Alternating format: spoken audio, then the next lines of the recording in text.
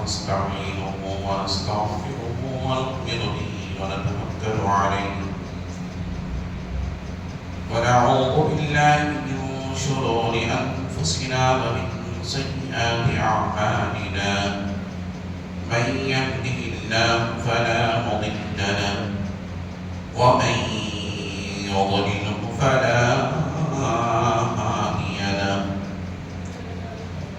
ونشهد أن لا إله إلا الله وحده لا شريك له ونشهد أن سيدنا ونبينا وحبيبنا وطبيب قلوبنا وشفيعنا وشفاء صدورنا وأعلانا وأولانا ومولانا وملجانا ومأوانا محمدا عبده ورسوله أرسله بالحق بشيرا ونذيرا وداعيا إلى الله بإذنه وسراجا منيرا فقد قال الله تبارك وتعالى في القرآن المجيد والفرقان الحميد فأعوذ بالله من الشيطان الرجيم بسم الله الرحمن الرحيم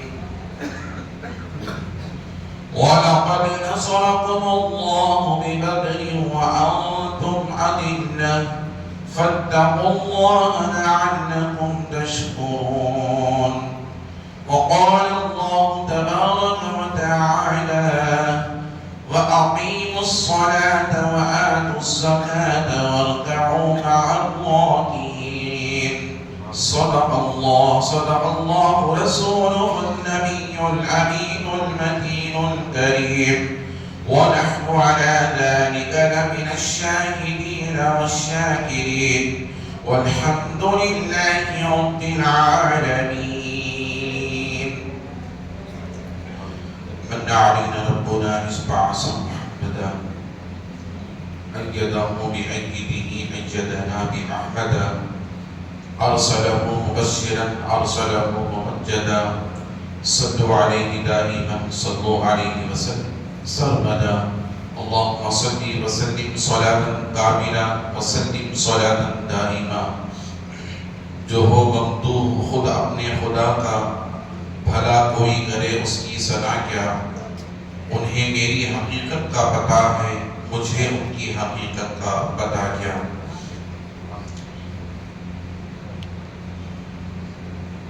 درس قرآن اگر ہم نے بھلایا ہوتا درس قرآن اگر ہم نے بھلایا ہوتا یہ زمانے نہ زمانے نے دکھایا ہوتا مسجد تو بنا لی شب بھر میں ایمان کے حرارت والوں نے من اپنا پرانا بابی ہے برسوں میں نمازی بن نہ سکا نمود شاد ربانی ظہور نور یزدانی خدا کا دوسرا کوئی نہ کوئی آپ کا ثانی خدا کے دین کی حقانیت کے دونوں شاہد ہیں معین الدین اجمیری محی الدین جیلانی ایک عرب نے آدمی کا بول بالا کر دیا خاک کے ذروں کو ہم دوشے سریا کر دیا اہدانائے سبل ختم رسول مولائے کل جس نے غبار راہ کو بخشی فروغ وادی سینہ عزیزان محترم معزز سامعین کرام نوجوان ساتھیوں عزیز بچوں السلام علیکم ورحمۃ اللہ وبرکاتہ خطبے کے بعد میں نے جن آیہ کریمہ کی تلاوت کا شرف حاصل کیا ہے انہیں اپنا موضوع سخن بنانے سے قبل آئے ہم اور آپ مل کر سب سے پہلے مقدر اختراع کے مکین سراج الصالحین انیس العارفین رحمت للعالمین مکے کے سردار مدنی کے تاجدار دائی حلیمہ کے پیارے بے سہاروں کے سہارے نبی محترم، رسول مکرم، نور مجسم، آفتاب رسالت، ماہتاب نبوت، کونین کی زینت، غم گسار امت، صاحب جود و عطا، ہم غریبوں کے آقا و مولا، حضور تاجدار مدینہ جناب محمد رسول اللہ صلی اللہ تعالی علیہ وسلم کی مقدس ذات بابرکات کی بارگاہ میں عقیدتاً محبتاً تحفتاً درود شریف کا نذرانہ پیش فرمائیں۔ پڑھیں اللہم صلی علی سیدنا محمد وعلی آل سیدنا محمد وبارک وسلم صلاۃ و سلام علیکہ یا رسول اللہ۔ نبی اور آل نبی کی بارگاہ میں ایک مرتبہ محبتاً انداز میں صلی اللہ علی النبی الامی وآلہ صلی اللہ علیہ وسلم صلاۃ و سلام علیکہ یا نبی اللہ۔ رسول اور آل رسول کی بارگاہ میں ایک مرتبہ بآواز بلند اللہم صلی علی سیدنا محمد معدن الجود والکرم وعلی آلہ الکرام واصحابہ العظام اجمعین وبارک وسلم عبدا لی خمسۃ نطفی بہا حق الوباء الحاتمہ المصطفى والمرتضى وبناهما والفاطمہ فسہل یا الہی کل صعب بحرمت سید الابرار سید۔ اللہ تبارک و تعالی عز و جل کا بے پایاں فضل و کرم ہے، اس نے ہمیں اور آپ اس کے پیارے حبیب دانہ غیوب صلی اللہ علیہ وسلم کی امت میں پیدا فرمایا، اور ماہ رمضان کی قدر کرتے ہوئے اس کے روزے رکھنے، تراویحوں کو ادا کرنے، تراویح کی نماز میں کلام پاک کو سننے اور سنانے اور جمعۃ مبارکات میں حاضر ہو کر اللہ رب العزت کی بندگی نماز جمعہ ادا کرنے کا موقع فراہم فرمایا۔ لاکھوں کروڑوں درود و سلام اس کے آخری پیارے رسول علیہ السلام کی مقدس ذات بابرکات پر، جن کی خاطر اللہ رب العزت نے تمام کائنات کا وجود بخشا۔ عزیزان محترم، میں نے آج کے جمعہ میں قرآن مقدس کے دو مشہور آیتوں کی تلاوت کا شرف حاصل کیا ہے۔ سب سے پہلے میں نے گزشتہ جمعہ جس موضوع کو شروع کیا تھا اس موضوع پر قائم رہتے ہوئے اس آیت مبارکہ کی میں تلاوت کا شرف حاصل کروں۔ اللہ تبارک و تعالی ارشاد فرماتا ہے وَأَقِيمُوا الصَّلَاةَ وَآتُوا الزَّكَاةَ وَارْكَعُوا مَعَ الرَّاكِعِينَ۔ یہ قرآن مقدس کی آیت مبارکہ میں اللہ تعالیٰ نے فرمایا اے میرے بندو، تم نماز قائم کرو اور زکوٰۃ ادا کرو۔ وَأَقِيمُوا الصَّلَاةَ وَآتُوا الزَّكَاةَ وَارْكَعُوا مَعَ الرَّاكِعِينَ، اور رکوع کرنے والوں کے ساتھ رکوع کرو۔ اب پہلے جملے میں اللہ رب العزت نے فرما دیا کہ اقیموا الصلاۃ، نماز قائم کرو۔ پھر دوبارہ ضرورت کیا تھی؟ رب نے فرمایا وَارْكَعُوا مَعَ الرَّاكِعِينَ، اب نماز میں رکوع بھی ہے، قیام بھی ہے۔ پھر وَارْكَعُوا مَعَ الرَّاكِعِينَ کا لفظ رب نے کیوں فرمایا؟ اس کی وجہ یہ ہے تم نماز تو پڑھتے ہو مگر نماز کو تم تنہا نہ پڑھو، نماز کو جماعت کے ساتھ ادا کرو۔ یعنی رکوع جماعت کے ساتھ رکوع کیا جاتا ہے اور جماعت کے ساتھ قیام کیا جاتا ہے، جماعت کے ساتھ سجدے ادا کیے جاتے ہیں۔ وَأَقِيمُوا الصَّلَاةَ وَآتُوا الزَّكَاةَ وَارْكَعُوا مَعَ الرَّاكِعِينَ، اے میرے بندو تم زکوٰۃ نماز قائم کرو اور زکوٰۃ ادا کرو اور رکوع کرنے والوں کے ساتھ رکوع کیا کرو۔ اس سے مراد ہمیں اور آپ کو جو ہے نماز پنجگانہ کو جماعت کے ساتھ ادا کرنا ہے۔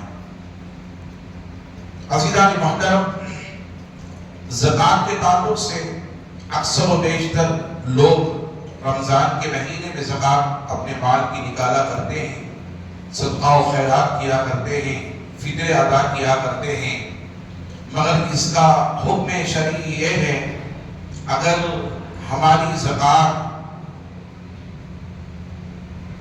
رجب کے مہینے میں فرض ہو جائے تو ہمیں رجب کے مہینے میں ہی ادا کر دینی چاہیے، اور اگر ہماری زکوٰۃ مولد نبی صلی اللہ علیہ وسلم کے مہینے میں فرض ہو جائے تو ہمیں مولد نبی صلی اللہ علیہ وسلم کے مہینے ہی میں ادا کر دینی چاہیے۔ اگر ہماری زکوٰۃ شعبان المعظم کے مہینے میں فرض ہو جاتی ہے تو ہمیں شعبان المعظم ہی کے مہینے میں ادا کر دینی چاہیے۔ یعنی اللہ کے پیارے حبیب صلی اللہ علیہ وسلم نے ارشاد فرمایا، جب تمہارے پاس مال مل جائے یا سونا حاصل ہو جائے یا چاندی تمہیں مل جائے، اللہ تبارک و تعالی عز و جل کی طرف سے تمہیں اتنا مال مل جائے کہ 7.5 سونے تولا یا 52.5 تولے چاندی یا اس کی رقم یا آدھا سونا یا آدھی چاندی مل کر کے نصاب کو پورا کر دے، تو جس وقت تمہیں یہ ملتا ہے اس کے ملنے کے 1 سال کے گزرنے کے بعد تم پر زکوٰۃ فرض ہو جاتی ہے۔ تو سال کے 12 مہینے ہوتے ہیں، ویسے تو ہر ایک کی خواہش یہ ہوتی ہے کہ رمضان کے مہینے میں اجر و ثواب بڑھا دیا جاتا ہے اور رمضان کے مہینے میں زکوٰۃ ادا کرنے کی وجہ سے ہمیں زیادہ ثواب ملتا ہے، اجر ہمیں زیادہ ملا کرتا ہے۔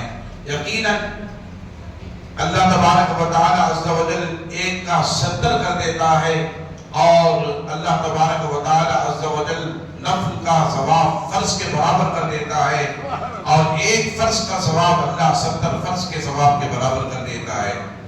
عزیزان محترم، اب ہمیں یہ جاننے کی کوشش کرنی چاہیے، جب اللہ نے ہم پر فرض کر دیا، اگر ہم فرض کی ادائیگی میں تاخیر کریں گے تو اللہ کی بارگاہ میں ہم گنہگار ہوں گے۔ فرض کی ادائیگی میں ہمیں تاخیر نہیں کرنی چاہیے۔ جب بھی جو بھی فرض ہم پر عائد ہو جاتا ہے اسے فوراً ہمیں ادا کر دینا چاہیے۔ درود شریف پڑھیں، اللہم صلی علی سیدنا شفیعنا حبیبنا نبینا کریمنا مولانا محمد وبارک وسلم صلی اللہ علیہ صلاۃ و سلام علیک یا رسول اللہ صلی اللہ علیہ وسلم۔ عزیزان محترم، زکوٰۃ صرف مال ہی پر فرض نہیں ہوتی، سونے اور چاندی پر اور پیسے پر، زکوٰۃ جانوروں پر بھی ہوتی ہے، زکوٰۃ عشر پر بھی ہوتی ہے، زکوٰۃ بیع پر بھی ہوتی ہے، یعنی جو خرید و فروخت ہم کرتے ہیں، جو مال ہمارے پاس ہوتا ہے حلال قسم کا، وہ مال جسے شریعت مطہرہ نے ہمیں جو بیع ہمیں حلال قرار دی ہے، اور اس کے خریدنے پر، اس کے فروخت کرنے پر ہم پر زکوٰۃ فرض ہو جاتی ہے، اگرچہ کہ وہ نصاب کو پہنچ جائے۔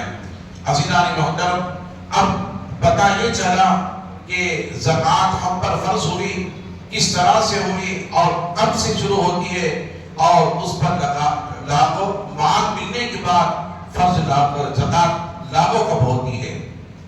عزیزان محترم، اللہ کا حساب دیکھیں، اس کا شکر دیکھیں، مال کے ملتے ہی اللہ تعالیٰ نے ہم پر زکوٰۃ فرض نہیں کی، اور مال کے ملنے پر فوراً ہم پر زکوٰۃ فرض نہیں، بلکہ 1 سال کے گزرنے کے بعد زکوٰۃ ہم پر فرض ہوتی ہے۔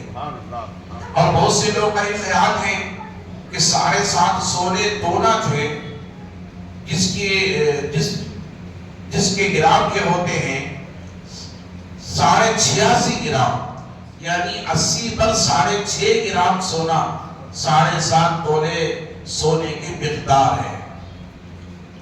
80 پر 6.5 گرام سونا، اب 80 پر 6.5 گرام سونا جن کے پاس ہو، یا اتنا سونا خریدنے کا پیسہ ان کے پاس ہو، کیا اتنے ہی مال پر، اتنے ہی پیسے پر زکوٰۃ فرض ہوتی ہے؟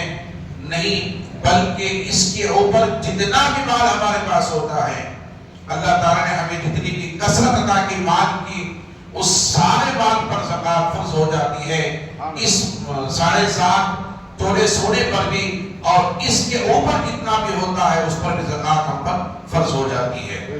عزیزان محترم، اور یہ بھی مسئلہ سماعت فرمانے، کچھ لوگ سمجھتے ہیں کہ 7.5 تولے سونا کی زکوٰۃ ہم ادا کر دیں گے، اور اس کے بعد جو مال ہوتا ہے اس کی زکوٰۃ شاید ہم پر نہیں ہوتی، یا اس کے بعد جو ہمیں مال حاصل ہوتا ہے اس کے اوپر ہمارے پر زکوٰۃ فرض ہوگی۔ نہیں، بلکہ جتنا مال ہوتا ہے اس پر بھی ہے، اور اس کے بعد جتنا ہمارے پر، یعنی کم از کم شریعت مطہرہ نے مقدار قائم کر دی کہ کم از کم تمہارے پاس 86.5 گرام سونا ہونا چاہیے. اس پر بھی زکوٰۃ فرض ہے، اور اس کے بعد جتنا بھی مال ہوتا ہے اس پر بھی زکوٰۃ کیا ہے؟ فرض ہے. اب اس کے علاوہ دیکھیں اللہ کا احسان، اس کا شکر دیکھیں. ہمارے پاس جتنے بھی گھر کے ساز و سامان ہوتے ہیں، اچھے صوفے، اچھی قالینیں، اچھے زیب تن کرنے والے کپڑے، اچھی قیمتی گاڑیاں، چاہے ایک گاڑی ہو، چاہے 2 گاڑی ہو، چاہے 3 گاڑیاں ہو، 1 کار ہو، 2 کار ہو، 3 کار ہو، جتنے بھی ہمارے پاس گھر کے رہنے کے استعمال شدہ چیزیں ہوتی ہیں، ان تمام چیزوں پر زکوٰۃ فرض نہیں ہے.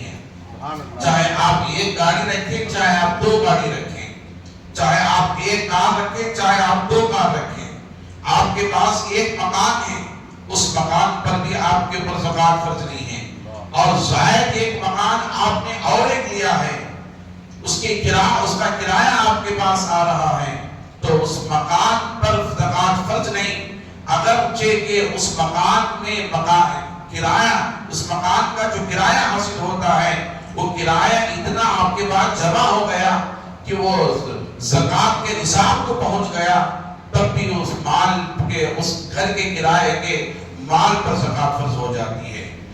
عزیزان محترم، اسی طرح سے کسی کی فیکٹری ہے، 1 نہیں بلکہ 2 نہیں 3 فیکٹریاں ہیں، کمپنیاں ہیں، اور اس کمپنی کی جو ملکیت ہے، یعنی زمین ہے، جو بلڈنگ ہے، وہ خود اپنی ذاتی بلڈنگ ہے یا خود اپنی ذاتی زمین ہے، اور اس ذاتی زمین پر ہم کاروبار کر رہے ہیں، بزنس کر رہے ہیں.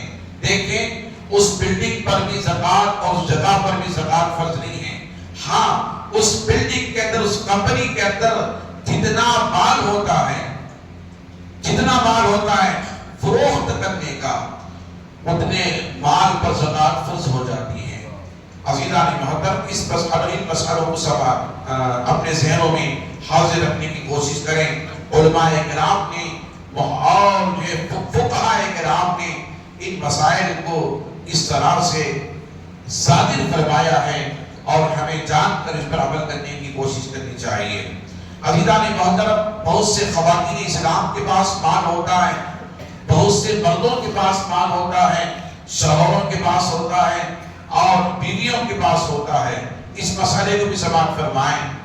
جن خواتین اسلام جن کی شادی ہو چکی ہے اور جن کے شوہر ہوں یا نہ ہوں، یاد رکھ لیں، اب نکاح ہونے کے بعد شادی میں بہن کے گھر سے، ماں باپ کے گھر سے جتنا مال انہیں سونا چاندی دیا جاتا ہے، اس سونے چاندی کے کا نصاب اگر پہنچ جاتا ہے زکوٰۃ کی فرضیت کا، تو عزیزان محترم جتنا مال اس خاتون کے پاس ہوتا ہے، اس نے مال کی زکوٰۃ خود اس خاتون کو ادا کرنی ہوگی.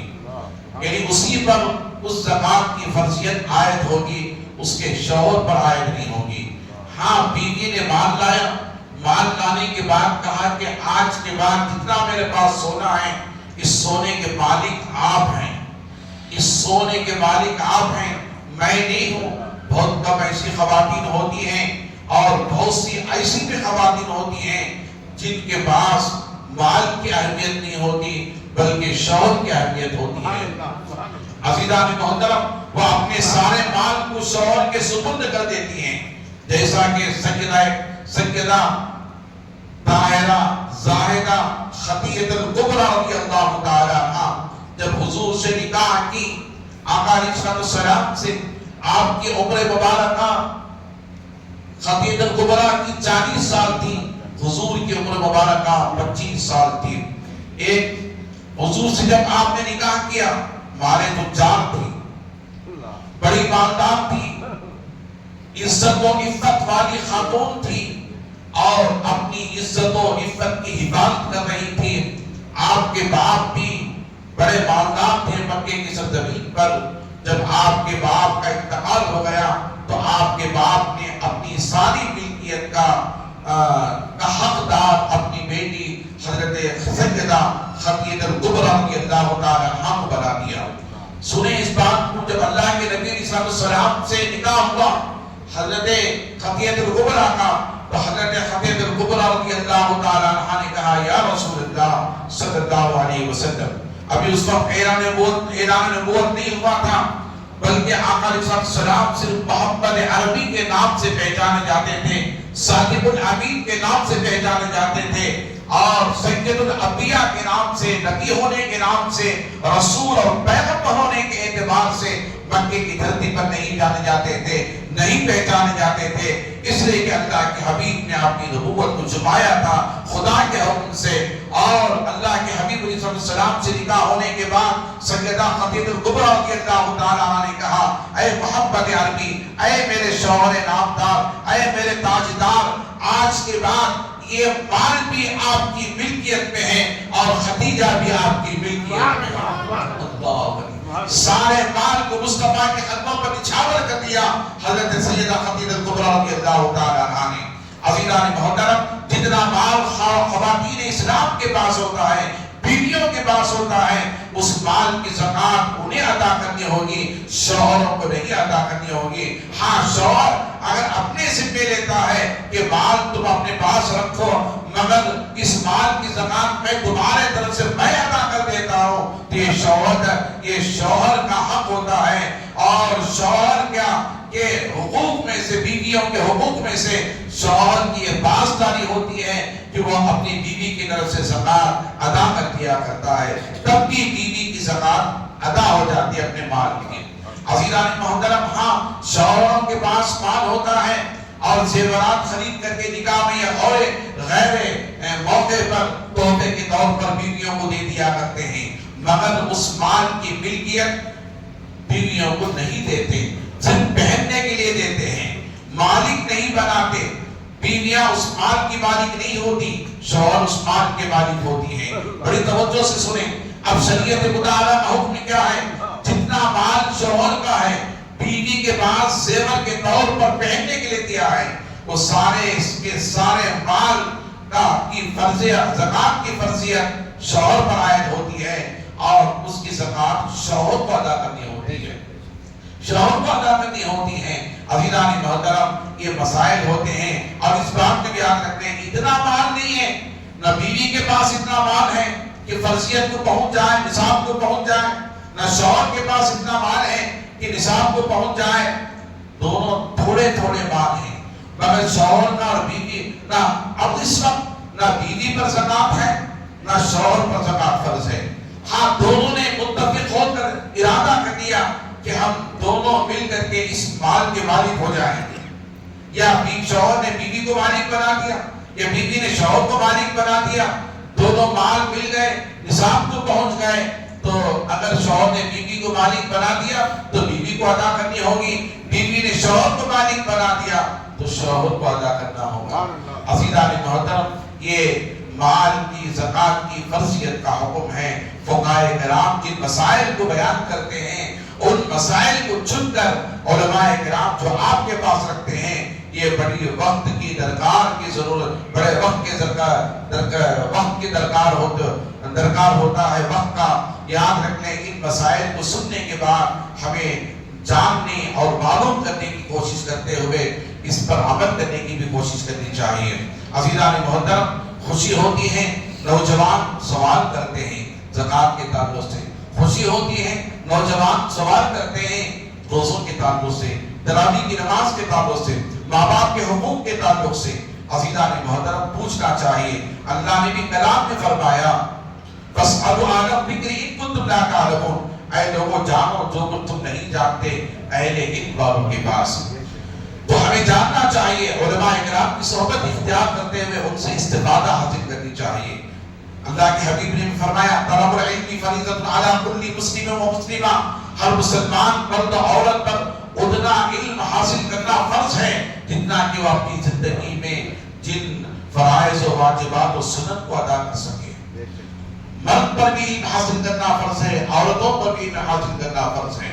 درود شریف پڑھیں، اللہم صلی علی سیدنا شفیعنا حبیبنا نبینا کریمنا مولانا محمد و علیہ وسلم صلی اللہ علیہ صلاۃ و سلام علیکہ یا رسول اللہ۔ اب سنیں خواتین اسلام کے بال کے تعلق سے، جن کی بیویاں ہیں ان کے بال کے تعلق سے ترمذی شریف کی حدیث ہے، دو خاتون آقا علیہ السلام کی بارگاہ میں تشریف لائے، ان کے ہاتھوں میں سونے کے گردن تھے۔ اللہ کے پیارے حبیب صلی اللہ علیہ وسلم نے ان کے ہاتھوں میں سونے کے گردن کو پہنے ہوئے دیکھا تو حضور نے فرمایا، اے میری امت کے بچیوں اور خواتین، کیا تم اس سونے کے گردن کی زکات ادا کرتی ہو؟ تو کہا یا رسول اللہ نہیں۔ تو آقا علیہ السلام نے فرمایا، کیا تم یہ پسند کرتی ہو کہ کل قیامت کے دن تمہیں سونے کے کنگن کی جگہ جہنم کے کنگن، آگ کے کنگن پہنائے جائیں؟ تو انہوں نے کہا یا رسول اللہ یہ ہمیں برداشت نہیں ہوتا۔ تو کہا اگر تمہیں یہ برداشت نہیں ہوتا تو اپنے ان سونے کے کنگن کی زکات ادا کیا کرو۔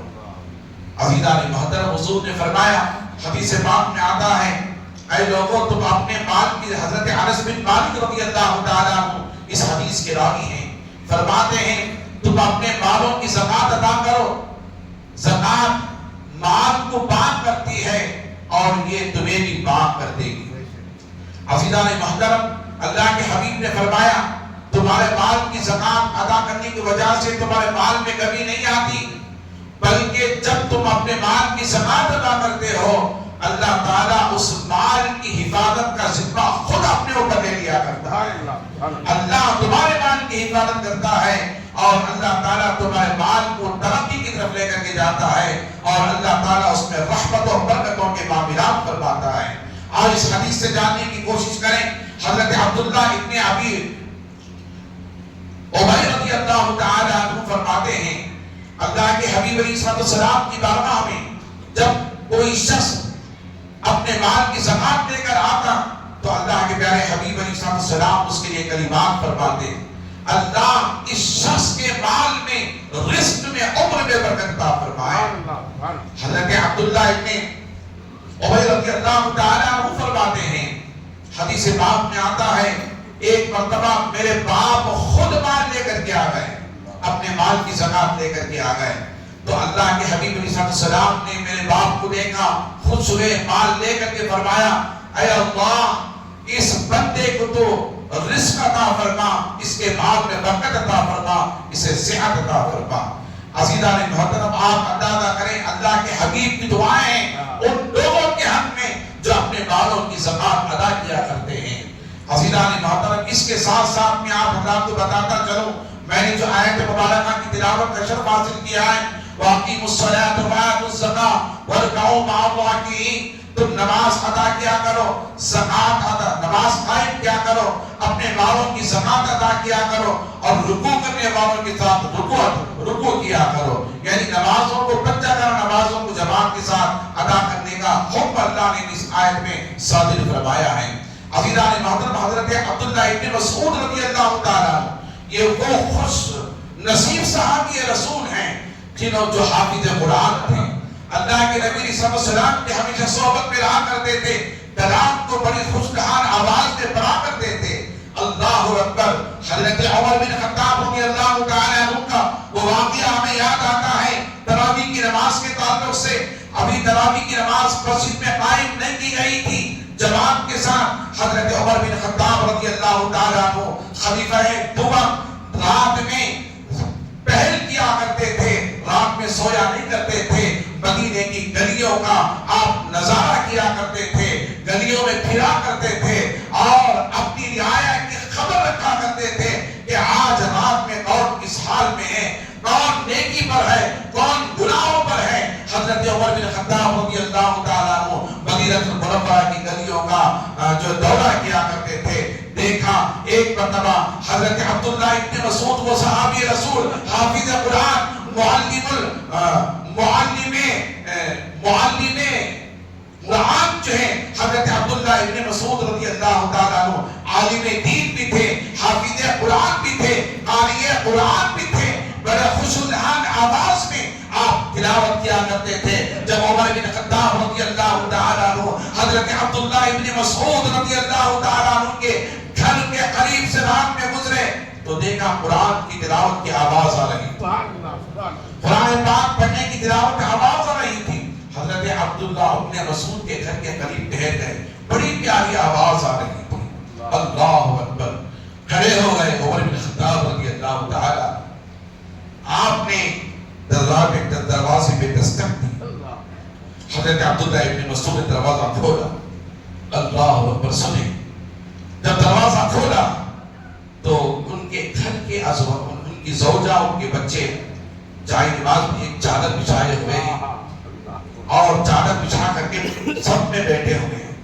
حضرت عمر بن خطاب رضی اللہ عنہ نے پوچھا، اے عبداللہ ابن مسعود، آپ تلاوت قرآن کر رہے ہیں، میں نے آپ کی آواز کو سنا، بڑی پیاری آواز ہے، بڑے قاری قرآن ہے، میرا دل کہہ رہا تھا کہ میں کھڑے ہو کر کے آپ کی تلاوت کو سنوں۔ اے عبداللہ ابن مسعود، آپ یہ کیا کر رہے تھے؟ آپ اپنے بچوں کو پیچھے کھڑے کر لے کر اپنی زوجہ کو لے کر کیا کر رہے ہیں؟ کہا، اے خلیفۃ المسلمین، میں تراویح کی نماز کو جماعت کے ساتھ ادا کرتا ہوں، اور تراویح کی نماز کو جماعت کے ساتھ میں اپنے گھر میں میرے بیوی بچوں کو لے کر جماعت بنا کر میں قرآن پڑھ رہا ہوں۔ حضرت عمر بن خطاب نے کہا، اے عبداللہ ابن مسعود، کیوں نہ یہ شب ہر مسلمان کو حاصل ہو جائے؟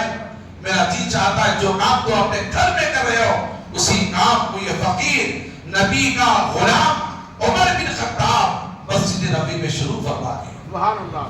عزیزان محترم، حضرت عمر فرماتے ہیں، مجھے بڑا پسند آیا، میں اس تراویح کی نماز کو مسجد نبی شریف میں قائم کر دیا جماعت کے ساتھ، اور 20 تراویح کو میں نے 20 رکعت تراویح مکمل پورا ماہ رمضان اور 20 رکعت تراویح کی جماعت اور اس میں تلاوت قرآن کو میں نے لاگو کر دیا۔ عزیزان محترم، جو آج تک نہیں بلکہ قیامت تک چلنے والی ہے تراویح کی نماز۔ درود شریف پڑھے، اللہم صلی علی سیدنا شفیعنا حبیبنا نبینا قریبنا مولانا محمد ربائی وسلم صلی اللہ علیہ صلاۃ و سلام علیکہ یا رسول اللہ صلی اللہ علیہ وسلم۔ ان تمام چیزوں کو ہمیں مد نظر رکھتے ہوئے اس پر عمل کرنے کی کوشش کرنی چاہیے۔ جو جیسا بتاتا ہے ویسے نہیں، بلکہ قرآن و حدیث کی روشنی میں ہمیں اس پر جو عمل کرنے کی کوشش کرنی چاہیے۔ عزیزان محترم، یہی وہ عبداللہ ابن مسعود ہیں، فرماتے ہیں ایک مرتبہ اللہ کے پیارے حبیب علیہ السلام نے ارشاد فرمایا، اے عبداللہ ابن مسعود، نمازوں کی پابندی کیا کرو، نمازوں کو قائم کیا کرو، اور نماز کو جماعت کے ساتھ ادا کیا کرو، اور زکوٰۃ ادا کیا کرو۔ حضرت عبداللہ ابن مسعود فرماتے ہیں، جو زکوٰۃ نہیں ادا کرتا، حضور نے فرمایا اللہ اس کی نماز کو قبول نہیں فرماتا، اللہ اس کی نماز کو قبول نہیں فرماتا۔ جیسا کہ اللہ نے قرآن میں فرمایا، وَأَقِيمُوا الصَّلَاةَ وَآتُوا الزَّكَاةَ وَارْكَعُوا مَعَ الرَّاكِعِينَ، اے میرے بندو، تم نماز قائم کرو، زکوٰۃ ادا کرو، رکوع کرنے والوں کے ساتھ رکوع کیا کرو۔ اب پتہ یہ چلا زکوٰۃ کی فرضیت کا حکم جب سے آیا ہے، اس وقت سے لے کر آج تک قیامت تک یہ فرضیت قائم رہے گی۔ اللہ نے اس کا حکم صادر فرمایا ہے، پیارے آقا صلی اللہ علیہ وسلم نے اس کی فضیلتوں کو بیان فرمایا، اور اللہ کے حبیب علیہ السلام نے نہ ادا کرنے پر اس کے وعیدوں کو بھی بیان فرمایا۔ قرآن شریف کی آیت مبارکہ، والذین یکنزون الذھب والفضة ولا ينفقونها في سبيل الله فبشرهم بعذاب أليم۔ اللہ تعالیٰ فرماتا ہے، اے محبوب کہہ دو میرے ان بندوں سے جو لوگ سونا چاندی اور پیسہ جمع کرتے ہیں اور اللہ کی راہ میں وہ خرچ نہیں کرتے، اللہ کے بڑے عذاب کی خوشخبری انہیں سنا دیا۔ عزیزان محترم، ہمیں بچنا چاہیے، اپنے والوں کی زکوٰۃ کو ادا کرنا چاہیے، اور شریعت مطہرہ کے حکم کے مطابق زکوٰۃ کی فرضیت ادا ہونے کے بعد اس کے زکوٰۃ کے مال کے سب سے پہلے حقدار اپنے رشتہ دار ہوا کرتے ہیں، اور رشتہ داروں کے بعد جو ہے یاد رکھ لیں پڑوسی ہوا کرتے ہیں، پھر وہ مسکین، یتیم، بیوہ، غربا و مساکین ہیں جن کو مال کی زکوٰۃ ادا کرنے کا حکم اللہ کے پیارے حبیب صلی اللہ علیہ وسلم نے دیا۔ اور یاد رکھ لیں اس کے ساتھ ساتھ دینی ملی ادارے ہوتے ہیں جہاں قیام و طعام کے ساتھ بچہ عالم دین بنتا ہے، جہاں قیام و طعام کے ساتھ بچہ حافظ قرآن بنتا ہے، جہاں قیامت کے ساتھ بچہ قرآن کو ناظرے کے ساتھ تجوید کے ساتھ کلام پاک کو سیکھتا ہے، جہاں سارا ذمہ مدرسے کا ہوتا ہے، اور مدرسے کے ذمے یہ ہوتا ہے بچہ بیمار پڑ جائے تو آپ ہی کی زکات جو مدرسے کو دی جاتی ہے اس زکات سے بچے کا علاج کیا جاتا ہے۔ اساتذہ جو پڑھاتے ہیں ان اساتذہ کو بھی اسی زکات اور فطرے کے صدقہ و خیرات کے مال سے ان کی تنخواہیں دی جاتی ہیں۔ بچہ صبح شام 3 وقت کھاتا ہے تو کھانے کا انتظام بھی مدرسے کے ذمہ ہی ہوتا ہے۔ عزیزان محترم یاد رکھ لیں، اللہ کے پیارے حبیب صلی اللہ علیہ وسلم ارشاد فرماتے ہیں استاد اگر اپنے بچے کو کلام شریف کا ایک حرف سکھاتا ہے زندگی پر جب تک وہ پڑھتا ہے اور اس کا ثواب شاگرد کو بھی اللہ عطا فرماتا ہے، استاد کو بھی عطا فرماتا ہے۔ دنیا کی سب سے بہترین تعلیم کون سی؟ اور میرے پیارے آقا سے پوچھیں یا رسول اللہ صلی اللہ علیہ وسلم آپ فرمائیں دنیا کی بہترین تعلیم کون سی ہے؟ تو حضور نے فرمایا من تعلم القرآن وعلمہ، تم میں سب سے بہتر وہ ہے جو قرآن کو سیکھے اور دوسروں کو سکھائے۔ عزیزان محترم یہ وہ اللہ کا کلام ہے جو کلام تمہیں دنیا ہی تک محدود نہیں ہو جاتا۔ اللہ کا کلام وہ ہے جس کے سینے میں قرآن ہوتا ہے، یا سورہ فاتحہ ہی کیوں نہ ہو، یا بسم اللہ الرحمن الرحیم ہی کیوں نہ ہو، یا سورہ اخلاص ہی کیوں نہ ہو، جتنا بھی کلام ہوتا ہے وہ انسان کے مرنے کے بعد دنیا میں نہیں رہ جاتا۔ میرے پیارے آقا ارشاد فرماتے ہیں جتنا اس کے سینے میں قرآن محفوظ ہوتا ہے وہ قرآن دنیا میں نہیں رہتا، اس کے سینے کے ساتھ ساتھ اس کے مرنے کے بعد اس کے قبر میں بھی جاتا ہے، روشنی کا باعث بنتا ہے۔ چونکہ اللہ نے فرمایا اے موسیٰ پیغمبر یہ وہ قرآن ہے جو میرے محبوب کی امت کے قبر کو بھی روشن کرتا ہے اور قیامت میں میرے محبوب کی امت کی شفاعت بھی کراتا ہے۔ اللہ ولی عزیزان محترم قرآن قبر میں بھی ساتھ آتا ہے، قرآن حشر میں بھی ساتھ آتا ہے، قرآن قبر میں بھی کام آتا ہے، قرآن حشر میں بھی کام آتا ہے۔ عزیزان محترم جو کچھ آپ اپنے مال کی زکات ادا کرتے ہیں مدرسے کو دیتے ہیں، بچہ بسم اللہ الرحمن الرحیم سیکھتا ہے، بچہ سورہ فاتحہ سیکھتا ہے، بچہ سورہ بقرہ حفظ کر لیتا ہے، بچہ سورہ نساء حفظ کر لیتا ہے، بچہ سورہ مائدہ حفظ کر لیتا ہے، حتیٰ کہ قرآن مقدس کی 114 سورتیں وہ مکمل حفظ کر لیتا ہے۔ اللہ کے حبیب فرماتے ہیں جو جن لوگوں کا بھی بچے کے ساتھ تعاون ہوتا ہے قرآن کے حفظ کرنے میں، حافظ قرآن بننے میں، بچے کو جتنا اللہ اجر عطا فرماتا ہے تعاون کرنے والے کو بھی اللہ اتنا ہی اجر عطا فرماتا ہے۔ کتنی بڑی فضیلت کی بات ہے۔ عزیزان محترم آپ سے میری گزارش ہے، درخواست ہے، آپ اپنے مال کی زکات کو مدرسے کے ہمارے مکہ مسجد کے زیر اہتمام ایک عظیم الشان ادارہ چل رہا ہے کئی برسوں سے جسے ہم نے قائم کیا ہے، لہذا مدرسے مدینہ النور شعبہ حفظ کا ادارہ عزیزان محترم اس میں آج تک کئی بچے حافظ قرآن بنے، کئی مساجدوں میں جا کر کے تراویح کی نماز ادا کر رہے ہیں، قرآن سنا رہے ہیں۔ لہذا جنہوں نے بھی تعاون کیا ہے اللہ یاد رکھ لیں وہ خوش نصیب ہیں، بچے جا کر کے قرآن سنا رہے ہیں، جتنا قرآن کو سناتے ہیں پڑھتے رہتے ہیں ان کے نامہ اعمال میں بھی اجر لکھا چلا جاتا ہے۔ عزیزان محترم یہ ادارے کو آپ محفوظ رکھیں، اسے ترقی کے کامزد کی طرف لے کر کے جائیں۔ کب ترقی ہوگا، کب اجاگر ہوگا؟ جبکہ آپ کا ساتھ اس مدرسے کے ساتھ ہوگا، جبکہ آپ کا تعاون اس کے مدرسے کے ساتھ ہوگا۔ اپنے مال کے زکات کے ذریعے سے، فطرے کے ذریعے سے، صدقہ و خیرات کے ذریعے سے آپ اگر مدرسے کو تعاون کرتے رہیں گے یہ پھلتا رہے گا، پھولتا رہے گا۔ دین و سنت کی خدمت جب تک کرتا رہے گا اللہ تعالیٰ آپ کو اجر عطا فرماتا رہے گا۔ یہ دین و سنت کا ادارہ ہے، میری گزارش ہے کہ آپ اپنے مال کی زکات کو مدرسے کو دیں، فطرہ مدرسے کو دیں، کمیٹی والوں سے، ذمہ داروں سے ملیں، اساتذہ سے ملیں، مل کر کے جتنی زکات آپ کی نکلتی ہے دے کر کے رسید حاصل کر لیں۔ اللہ تعالیٰ آپ کے کاروباروں میں، رزقوں میں، عمروں میں، صحتوں میں بھی ہر برکت عطا فرمائے۔ میں نے قرآن کی دوسری آیت پڑھی وَلَقَدْ نَصَرَكُمُ اللَّهُ بِبَدْرٍ وَأَنْتُمْ أَذِلَّةٌ فَاتَّقُوا اللَّهَ لَعَلَّكُمْ تَشْكُرُونَ۔ عزیزان محترم اسی ماہ رمضان میں ایک تاریخ ایسی ہے جو 17 رمضان مبارک کی تاریخ ہے۔ 17 رمضان مبارک کی تاریخ کو یوم الفطر کے نام سے یاد کیا جاتا ہے۔ وہ عظیم جنگ، وہ عظیم معرکہ، وہ عظیم غزوہ، وہ عظیم معرکہ، وہ عظیم جنگ جو بدر کے میدان میں مدینہ المنورہ سے غالباً 80 کلومیٹر دوری پر لڑی گئی. اسلام کے عظیم جنگ ہی مسلمان بننے کے لیے نہیں گئے، بلکہ 1000 فوج کو لے کر کفار و مشرکین مدینے پر حملہ کرنے کے لیے آئے تھے. مسلمانوں پر، مہاجر صحابہ پر، انصار صحابہ پر جب مدینے پر حملہ کرنے کے لیے آئے، مصطفیٰ نے اس جنگ کو شروع نہیں کیا، کفار و مشرکین نے اس جنگ کو کیا اور اسلام نے اس جنگ کو ختم فرمایا. مصطفیٰ نے اس جنگ کو ختم فرمایا، مصطفیٰ کے غلاموں نے اس جنگ کو ختم فرمایا.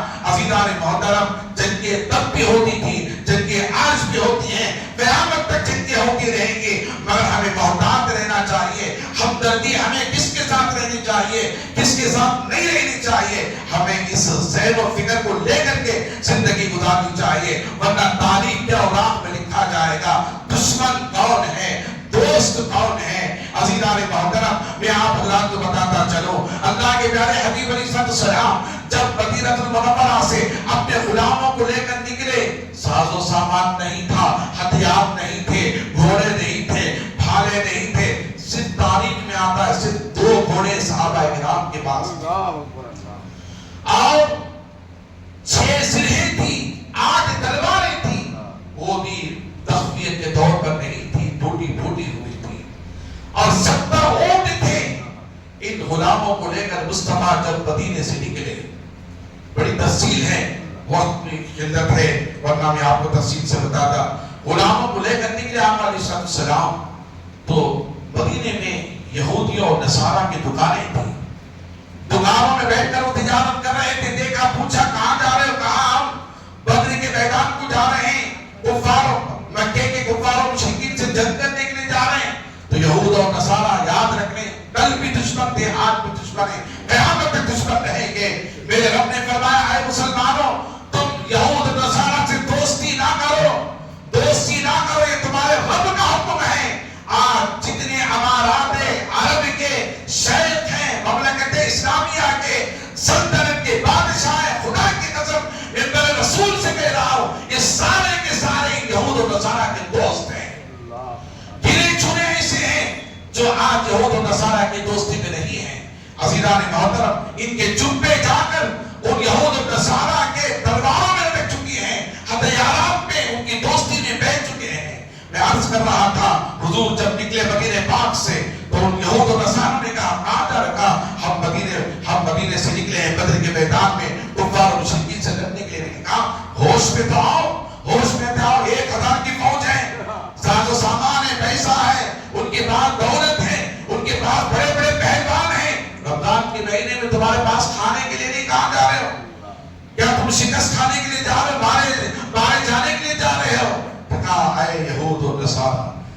عمر نے کہا، عثمان نے کہا، عمر نے کہا، علی نے کہا، طلحہ و زبیر نے کہا، ابو ہریرہ نے کہا، حضرت ابوبکر صدیق نے کہا، حضرت عبیدہ نے کہا، ان صحابہ کرام 313 کی جماعت. کہا، اے یہود و نصارہ، نہ دیو تیر پر تکیا، نہ خنجر پر، نہ بھالے پر. نہ دیو تیر پر تکیا، نہ خنجر پر، نہ بھالے پر. بھروسہ ہے تو اس ساتھی سی کالی کملی والے پر. صحابہ کا ایمان دیکھیں، صحابہ کے جذبے کو دیکھیں. کہا، خدا کی قسم، نہ دیو تیر پر تکیا، نہ دیو تیر پر تکیا، نہ خنجر پر، نہ بھالے پر. بھروسہ ہے تو اس ساتھی سی کالی کملی والے پر. بھروسہ ہے تو اس ساتھی سی کالی کملی والے پر. عزیزان محترم، صرف 8 تلواریں، 2 گھوڑے، اللہ غنی. اور دیگر صحابہ کرام کے پاس کیا تھا؟ حضور نے سوکے ہوئے درختوں کے کھجور کے ٹہنیوں کو توڑ کر دیا تھا ان صحابہ کرام کے ہاتھوں میں. وہ جانتے تھے کہ یہ مصطفیٰ نے جو لاٹھی درخت کی توڑ کر دی ہے، یہ لاٹھی نہیں ہے، تلوار سے زیادہ تیز کام، تلوار سے زیادہ تیز کام کرے گی. درود شریف پڑھیں، اللہم صلی علی سیدنا شفیعنا حبیبنا نبینا قریبنا مولانا محمد بارک وسلم صلی اللہ علیہ صلاۃ و سلام علیک یا رسول اللہ صلی اللہ علیہ وسلم. عزیزان محترم، میں عرض یہ کر رہا تھا کہ جب بدر کے میدان میں پہنچے، کفار مشرکین پہلے آ کر بدر کی اچھی زمین کو اور کنووں کو قبضہ کر لیا تھا. جب حضور پہنچے تو بیت کی زمین مل گئی جہاں گھوڑے اپنے پیر کو بھی نہیں جما سکتے تھے، اونٹ اپنے پیر کو بھی جما نہیں سکتے تھے۔ ایک دو تین منٹ میں اپنی تقریر کو ختم کرنا چاہ رہا ہوں، وقت کی قلت ہے۔ عزیزان محترم، کفار و مشرکین قبضہ کر لیا تھا بدر کے پانی کے کنووں پر اور سوکھی ہوئی زمین پر قبضہ کر لیا تھا۔ جب حضور اپنے غلاموں کو لے کر پہنچے تو ریت تھی اور گھوڑے اپنے پیر نہیں جما رہے تھے۔ صحابہ پیر رکھتے تو پیر اندر چلے جاتے، عزیزان محترم کھسکنے لگتے۔ میں آپ حضرات کو عرض کرتا چلوں، اللہ اکبر۔ مصطفیٰ جان رحمت صلی اللہ علیہ وسلم جب بدر کے میدان میں پہنچے تو ابو جہل نے دیکھا اور اپنے رقیب سے کہا اعلان کر دو، اعلان کر دو۔ کیا اعلان کریں؟ کہا ہمارے پاس عزا ہے، تمہارے پاس عزا نہیں ہے، ہمارے پاس لات ہے، تمہارے پاس لات نہیں ہے، ہمارے پاس منات ہے، تمہارے پاس منات نہیں ہے۔ یہ کفار و مشرکین کے بڑے بڑے خدا کہلاتے تھے، عزیزان محترم کے بت تھے جن کے نام تھے، اور میں ہمارے پاس 360 بت ہیں، تمہارے پاس کیا ہے؟ تم یہ خدا کو لے کر آئے ہو، ہم 360 خدا کو لے کر آئے ہیں۔ مصطفیٰ جان رحمت نے جب سنا، اللہ غنی حضرت علی سے فرمایا ہے علی اونچے ٹیلے پر چڑھ دو اور چڑھ کر کے اعلان کرو اللہم مولانا، اے کفار و مشرکین اللہ مولا، مولا ہمارے ساتھ ہے، ولنا مولا تم، تمہارے ساتھ مولا نہیں ہے۔ اللہ ہمارے ساتھ ہے، تمہارے پاس ساتھ، اللہ مولانا ولنا مولا تم، ہمارے ساتھ مولا ہے، تمہارے ساتھ مولا نہیں ہے۔ اللہ غنی، آپ اندازہ کریں، آپ اندازہ کریں، یہ اللہ کے حبیب نے حضرت علی کے ہاں سے اعلان فرمایا۔ جب اعلان فرمایا وقت بدر کے میدان میں، اللہ غنی، عزیزان محترم یاد رکھنے، اعلان کرنے کے بعد آقا علیہ السلام صحابہ کرام سے فرمانے لگے آج رات تم آرام کرو۔ خود مصطفیٰ جان رحمت صلی اللہ علیہ وسلم مسجد عریش میں جو اپنے خیمے میں جو اپنا خیمہ تھا جسے مسجد عریش کہتے ہیں، اللہ غنی حضور کو اندر داخل ہوئے۔ حضرت ابوبکر صدیق کہتے ہیں آقا علیہ السلام مسجد عریش پہ داخل ہوئے اور سجدے میں سر رکھ کر اتنا روئے، اتنا روئے، اتنا روئے، آقا علیہ السلام کے سر مقدس سے چادر کندھے تک آ گئی، پھر کندھے سے نکل کر پشت تک آ گئی۔ میں سیدھی کرنا چاہتا، پھر وہ چادر نکل کر پشت تک آ جاتی۔ اللہ، میں کہتا یا رسول اللہ، آپ اللہ کے پیغمبر ہیں، اللہ کے رسول ہیں، اتنی گرہوزانی کیوں کرتے ہیں؟ آپ سجدے سے سر اٹھائیں، اللہ آپ کے ساتھ ہے، آپ رب کے محبوب ہیں، اللہ تعالیٰ آپ کو شکست نہیں دے گا، اللہ آپ کو فتح و نصرت عطا فرمائے گا۔ یہ ابوبکر صدیق دلاسا دے رہے تھے مصطفیٰ جان رحمت صلی اللہ علیہ وسلم کو۔ عزیزان محترم، میں وقت کا خیال کرتے ہوئے اس تقریر کو یہاں ختم کرتا ہوں، آئندہ جمعہ کے لیے باقی رکھتا ہوں، اور باقی رکھتے ہوئے اس موضوع کو آئندہ جمعہ آپ حضرات کے سامنے پیش کرنے کی کوشش کروں۔ پہلے آنے والے دنوں میں ایک عشرہ ایسا بھی ہے جسے ہم جہنم سے آزادی والا عشرہ کہتے ہیں۔ اس عشرے میں اعتکاف کیا جاتا ہے، 10 دن جو مکمل اعتکاف کرتا ہے وہ نبی علیہ السلام کی مکمل اعتکاف سنت کو ادا کرتا ہے۔ یعنی اگر کوئی 10 دن اعتکاف کے مسجد میں بیٹھنا چاہے، اس کی فضیلت دیکھیں۔ امام اللہ کے پیارے حبیب کے شہزادے سیدنا امام حسین رضی اللہ تعالیٰ عنہ روایت فرماتے ہیں، بہقی شریف کی حدیث ہے، اللہ کے حبیب علیہ السلام نے فرمایا، امام حسین فرماتے ہیں جو بندہ ماہ رمضان کے آخری عشرے کے 10 دن کا مکمل اللہ کے گھر میں اعتکاف کرتا ہے، خلوص دلیہ اللہیت کے ساتھ، اللہ تعالیٰ اسے 2 حج اور 2 عمرے کا اجر عطا فرماتا ہے۔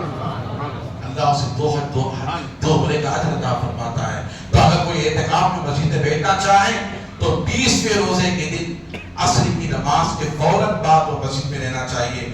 سورج ڈوب گیا، مغرب کے بعد آپ آئے تو یاد رکھ لیں آخری 10 دن کے عشرے کا اعتکاف نہیں ہوگا، وہ اعتکاف سنت نہیں کہلائے گا، وہ اعتکاف نفل کہلائے گا۔ لہذا عصر کی نماز میں آپ پوری تیاری کے ساتھ مسجد میں آ جائیں۔ اللہ تعالیٰ مجھے اور آپ کو نیکی کی توفیق عطا فرمائے۔ اور دوسرا اعلان یہ اللہ تبارک و تعالیٰ کے فضل سے، اس کے کرم سے ہمارے یہاں مکہ مسجد کے صدر و اعلیٰ کی محلے کے نوجوان مل کر ہر سال کئی سالوں سے یوم البدر بناتے آ رہے ہیں۔